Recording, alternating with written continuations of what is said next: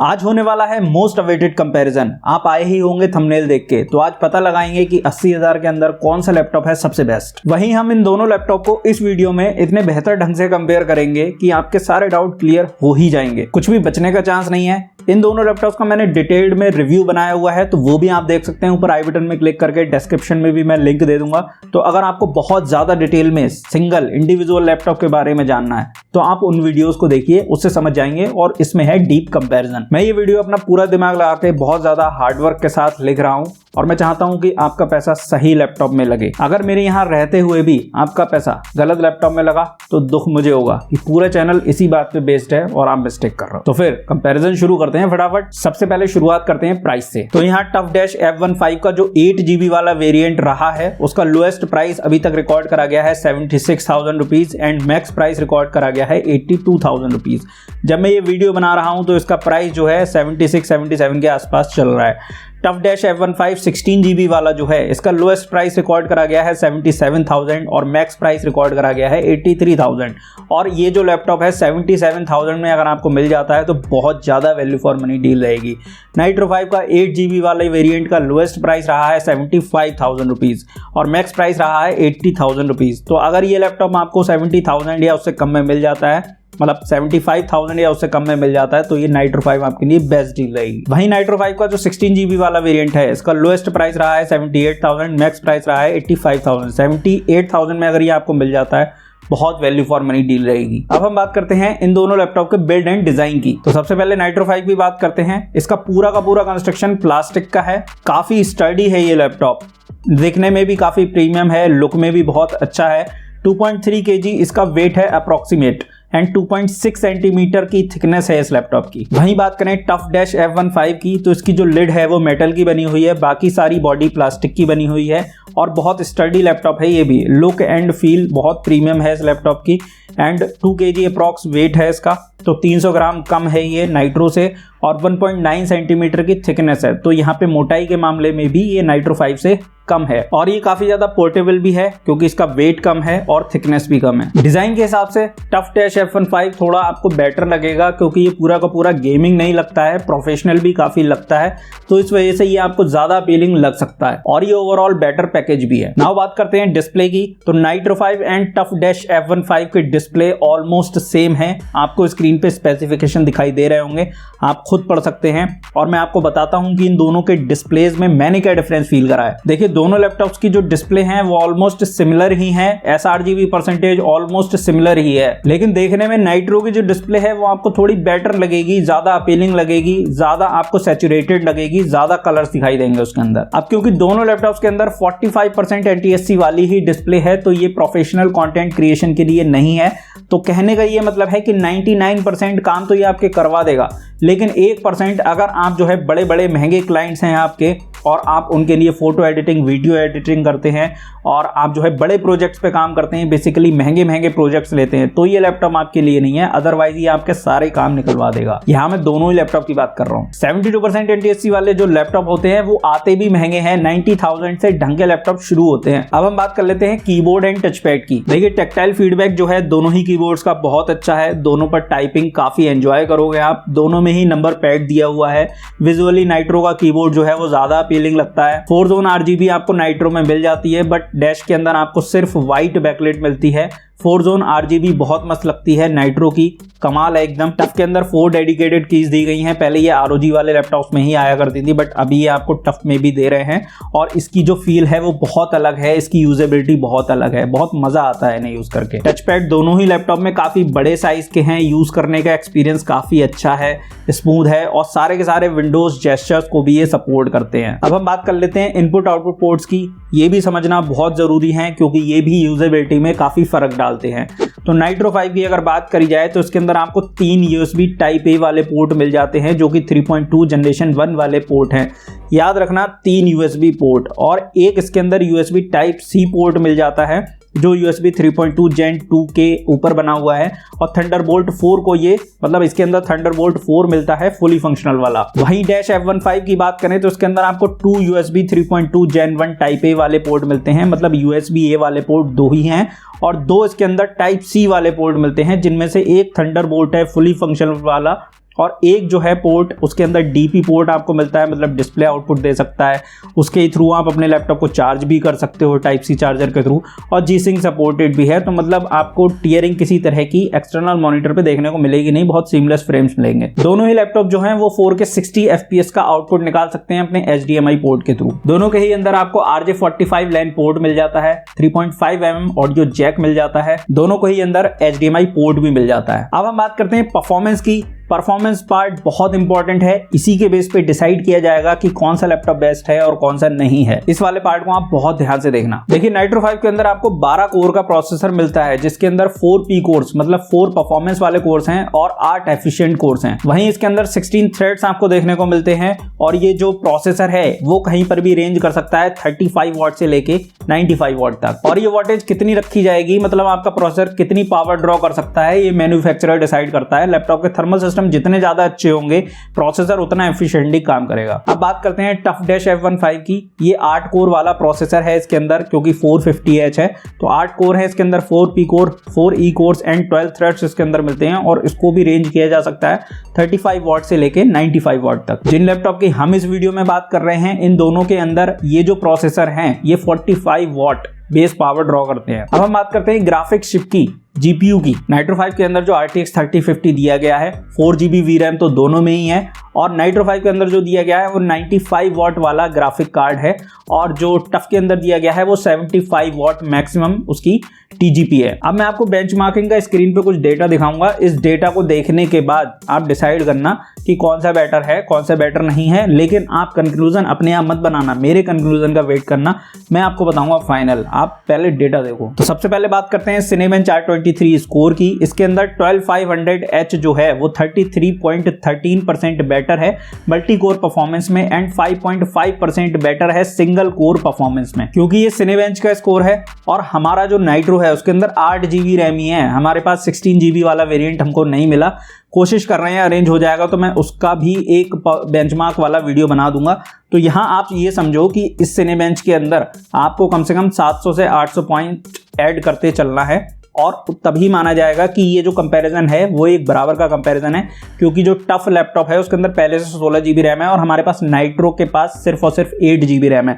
तो हम यहाँ पे 700 से 800 पॉइंट ऐड ऑन करेंगे जिससे कि हमारी परफॉर्मेंस सही निकले, और ये जो पॉइंट्स ऐड ऑन करने हैं ये मल्टी कोर परफॉर्मेंस में ही ऐड करने हैं, सिंगल वाले में नहीं। इस बेंचमार्क को आप ध्यान से देखिए, 16GB रैम या 4800 मेगाहर्ट्ज वाली जो रैम इसके अंदर लगी हुई है टफ के अंदर हमारे, वो कोई मेजर रोल प्ले नहीं कर रही है यहाँ पे, वरना डैश वाले का स्कोर और ज्यादा बढ़ जाता। हालांकि रैम डैश में बेटर होने की वजह से ही स्कोर इतना अच्छा मिल रहा है हमें। वहीं नाइट्रो और भी अच्छा स्कोर निकाल सकता है, वो सिंगल चैनल रैम की वजह से कम परफॉर्म कर पा रहा है। 16GB रैम होते ही ये 600 से 700 पॉइंट जैसा कि मैंने आपको बताया बढ़ाकर निकालेगा ही निकालेगा। हमारा चैनल ज्यादा बड़ा चैनल नहीं है, छोटा चैनल ही है, फिर भी मैं इतना सब कंटेंट आपके लिए अरेंज कर देता हूं, लेकिन आप लोगों की तरफ से सपोर्ट बिल्कुल नहीं मिलती है, उस तरह से नहीं मिलती जैसी मिलनी चाहिए। व्यूज उतने ज़्यादा या चीज़ें उतनी ज़्यादा नहीं बढ़ती हैं, तो कहीं ना कहीं सीन ये निकल के आता है कि जो है जो लोग फेक रिव्यूज़ बना रहे हैं, फेक चीज़ें डिस्कस कर रहे हैं, बता रहे हैं, उनके वीडियोस तो बहुत ज़्यादा चलते हैं, लेकिन हमारे जैसे जो जेन्युइन बंदे होते हैं, जो जेन्युइन रिसर्च करके जेन्युइन चीज़ें लाते हैं सामने,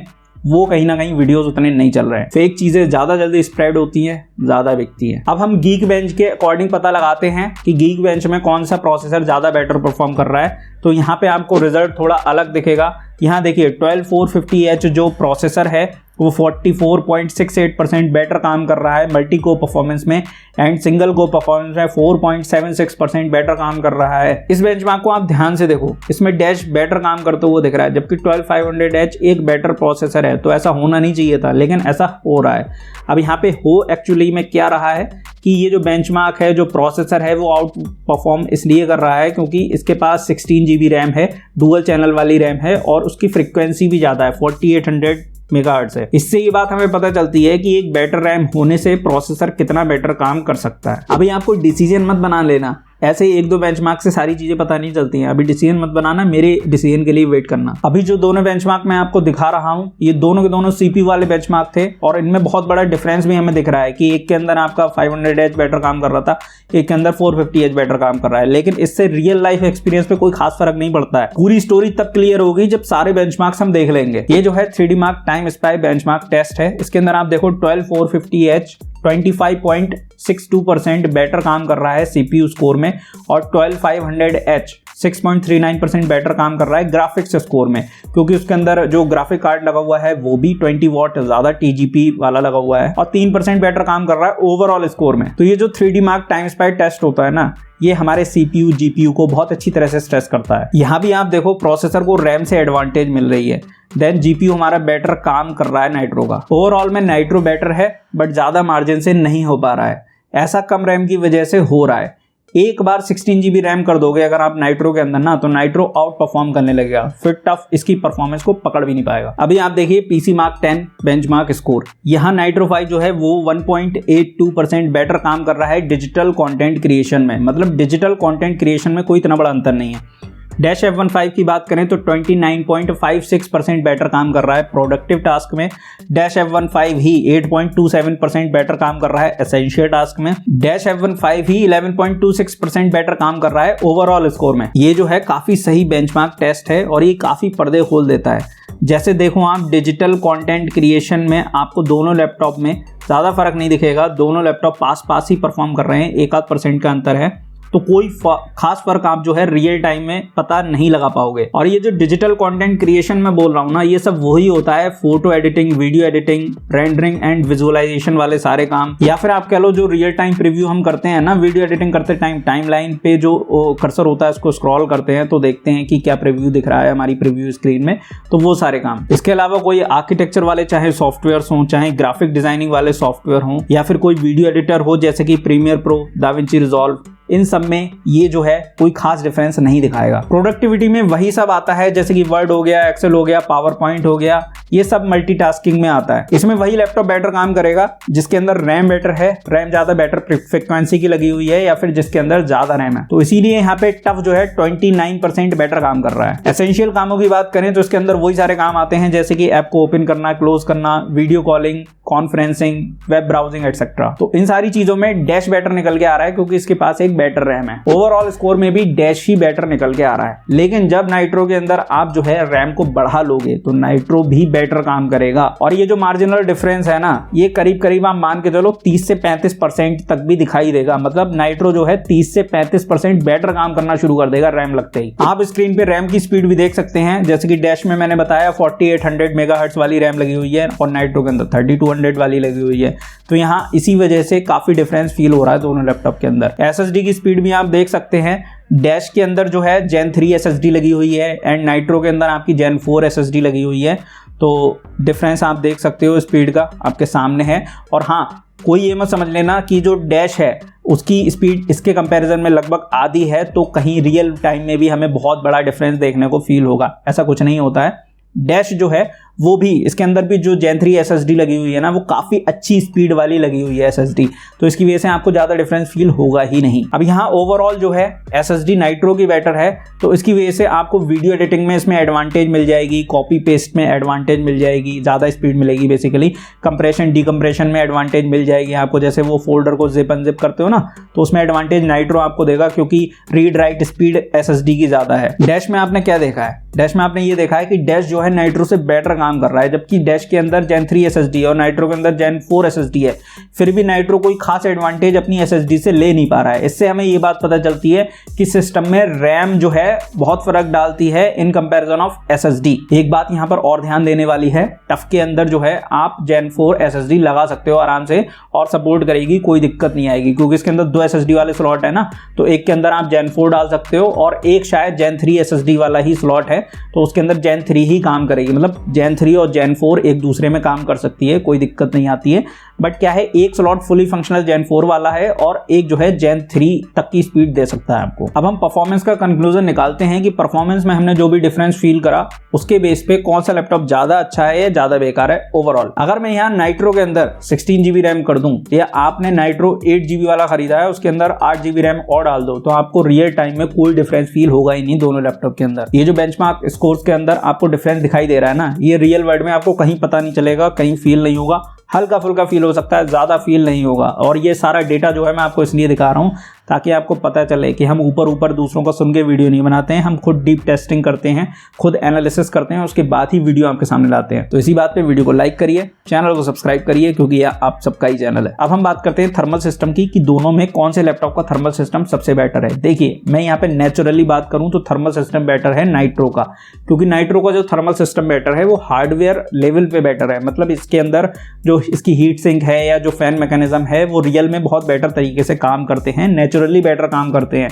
इसीलिए जो थर्मल सिस्टम है वो हार्डवेयर लेवल पे बेटर है। वहीं नाइट्रो की बात करें तो इसका थर्मल सिस्टम हार्डवेयर लेवल पर नाइट्रो के बराबर बेटर नहीं है, बट यहाँ पे हमको बहुत ज़्यादा डिफरेंस इसलिए फील नहीं होता है क्योंकि नाइट्रो जो टफ डैश लैपटॉप है इसके अंदर जो एसस ने ऑप्टिमाइजेशन करके रखी हुई है, जो सीपीयू अपनी क्लॉक स्पीड को रिड्यूस कर देता है, सीपीयू अपनी टीडीपी को लो कर देता है, इसकी वजह से जो टेम्परेचर है इतने ज़्यादा राइज नहीं होते हैं और टीडीपी को इतना भी लो नहीं करता है कि परफॉर्मेंस गिर जाए, गेम्स में एफपीएस कम मिले, ऐसा भी कुछ नहीं होता है। तो इसकी वजह से ये जो ऑप्टिमाइजेशन है, जिस तरह से इन्होंने अपने सॉफ्टवेयर को डिज़ाइन किया है वो बहुत बढ़िया है। तो इस तरीके से डैश के अंदर क्या होता है कि हीट भी मैनेज हो जाती है और परफॉर्मेंस भी नहीं गिरती है। तो ये एक बेटर स्मार्ट वे है काम करने का। लेकिन अगर हार्डवेयर लेवल पे थर्मल सिस्टम को भी बेटर करते तो और मजा आता। अब हम अपग्रेड ऑप्शंस की बात करते हैं दोनों लैपटॉप में। नाइट्रो के अंदर आपको 2 एसएसडी वाले स्लॉट मिल जाते हैं जिनके अंदर आप 1-1 टीबी के एसएसडी डाल सकते हैं।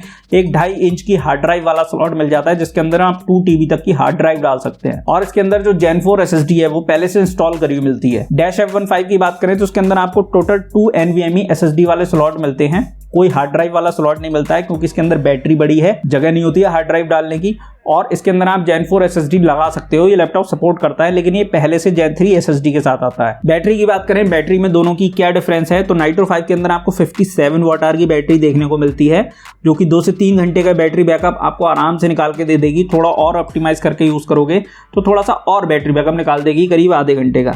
वहीं डैश F15 की बात करें तो उसके अंदर 76 वाट आवर की बैटरी लगी हुई है, जो कि 19 वाट आवर ज़्यादा बेटर और बिगर बैटरी है। तो इसकी वजह से आपको 1 से 1.5 घंटे का बेटर जो है बैटरी बैकअप मिल जाएगा। तो टोटल मिला के आप इससे 4 से 5 घंटे का बैटरी बैकअप ले सकते हैं। हमने पूरे वीडियो में जो देखा समझा है, जो बेंचमार्क्स देखे हैं, अब सबके फाइनल कंक्लूजन पे आते हैं। पूरे के पूरे लैपटॉप्स को कंक्लूड करते हैं कि किसकी परफॉर्मेंस बेटर है, कौन नहीं है। देखिए, गेम टेस्टिंग मैंने दोनों लैपटॉप्स पे इंडिविजुअल करी है, तो वो आप इन लैपटॉप्स के रिव्यू देख लेंगे ना तो आपको उसके अंदर गेम टेस्टिंग वाला डेटा सारा मिल जाएगा, आपको गेम टेस्ट होते हुए दिख जाएंगे। लेकिन यहाँ पे गेम टेस्टिंग इसलिए प्रैक्टिकल नहीं थी क्योंकि दोनों के अंदर 16 GB रैम होती, तब आपको रियल डिफरेंस पता चलता। बेंचमार्क्स एक्चुअली सही रहते हैं डिफरेंस पता लगाने के लिए, क्योंकि यहाँ पे प्रीसेट हमेशा सेम रहते हैं, बट गेम्स में सेटिंग्स ऊपर नीचे हो जाती है, डिपेंड करता है लैपटॉप कैसा है, कौन सा है। तो गेम्स का कंपैरिजन वाला डेटा जो होता है वो इतना एक्यूरेट नहीं होता है, बेंचमार्क्स का एक्यूरेट होता है। मैंने डिटेल में हर बात आपको बताई है, अब ये आप डिसाइड करोगे कि आपको क्या लेना है, मैं हेल्प करूंगा। देखिए, अगर आपको घर में ज्यादा यूज करना है लैपटॉप, बाहर कम लेके जाना है, ट्रैवल आपको थोड़ा बहुत करना है, बहुत ज़्यादा नहीं करना है, अगर आप कोई कंटेंट क्रिएटर हैं या प्रोफेशनल हैं और स्टूडेंट बिल्कुल नहीं होने चाहिए, तो आप जो है नाइट्रो को आराम से ले सकते हो। देखिए, अगर आप स्टूडेंट हैं तो ऑब्वियसली कॉलेज तो जाते ही होंगे, तो कॉलेज लेके जाएंगे लैपटॉप को, या बाहर कहीं कोई प्रोजेक्ट है, फ्रेंड के या स्टडी करना है तो लेके जाएंगे लैपटॉप को। तो ऐसे केस में आपको जो लैपटॉप है, अगर आपका लैपटॉप थिन हो, आपका लैपटॉप जो है हल्का हो, या फिर आपके लैपटॉप के अंदर बैटरी बैकअप ज़्यादा हो, तो वो ज़्यादा एडवांटेज देता है। और जो कोडर्स होते हैं ना, उनको भी ज़्यादा बैटरी बैकअप की ज़रूरत पड़ती है। एज अ सॉफ्टवेयर इंजीनियर मैं अपने एक्सपीरियंस से आपको बता सकता हूँ कि हम लोग अपने लैपटॉप को कहीं कोने में लेके बैठ जाते हैं और लैब में रख के आराम से कोडिंग वगैरह जो भी करनी है वो करते हैं, तो इसलिए हमें ज़्यादा बैटरी बैकअप की ज़रूरत पड़ती है। और ज़्यादा अच्छा लगता है उस लैपटॉप पे काम करते हुए जो लैपटॉप पतले होते हैं, उस लैपटॉप पे कोडिंग करने में मज़ा आता है। सो मैंने दोनों लैपटॉप्स के अंदर जो भी डिफरेंस थे, हर बात मैंने आपको बता दी है। अब आप डिसाइड करो कि कौन सा लेना है, नहीं लेना है।